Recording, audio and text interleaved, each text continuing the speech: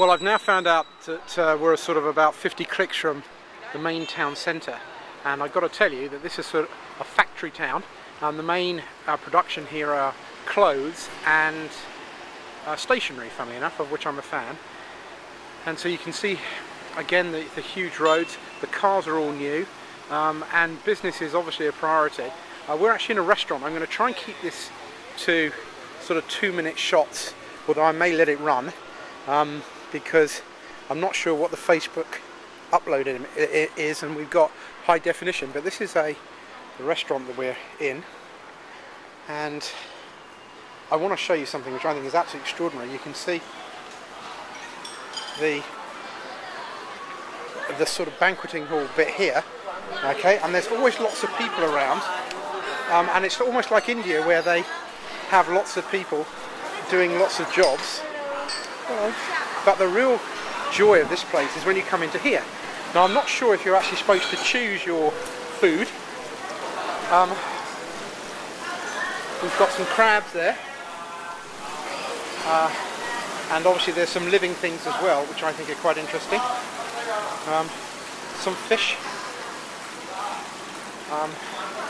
So you obviously know that it's quite fresh. There's some eels. And goodness knows what else. I'm not quite sure what these are. Probably an endangered species of some kind.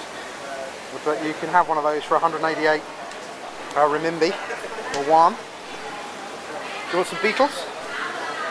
Help yourself. I can't even mention what those are. What that looks like is beyond human comprehension. But it could be some sort of male organ, like a bull's willy. I'm not going to even talk about that.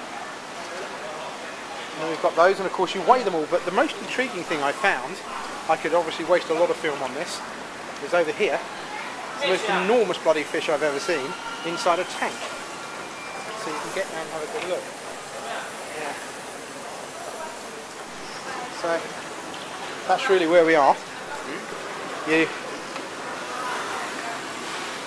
sort of get to choose from all of these tanks and fish what you're interested in. Some of them are too pretty to almost eat, but there you go. They're obviously delivered on a regular basis. That looks like sea bass to me, which is obviously quite a favourite fish of mine. Okay. Now actually the key thing is you can actually eat in here, which is obviously for the scrawny families in the area. But just to show the enormity of this whole place, as you walk down this corridor. Hello. Hello. Very friendly people. They have toilets everywhere, which obviously makes me realise that that's exactly what you need to do. Yeah, wrong place I'm going through here. Rather than the kitchen. And I am not kidding. They do really have toilets everywhere. It's really extraordinary. We come out here. This is a sort of quiet bit, but it shows you how big the complex is. Sort of more parking at the rear. I'm not exactly sure what all this is, but then back here, this is where you take the sort of the big noses. Thank you, thank you. Hello.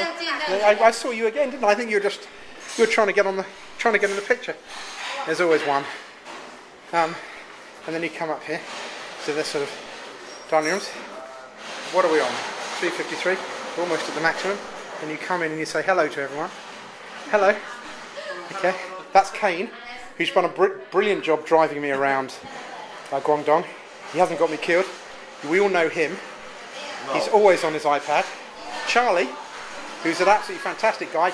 Don't understand him what he's saying. Probably doesn't know what I'm talking about. And then this lovely lady who's been filling up my beer glass all evening, so she can only get to the best of my heart. And as you can see, there's my place. I've eaten everything from salmon to pork, and I made a mess. But I understand in this country that's a sign that you've enjoyed your food. So there you are, that's basically everything.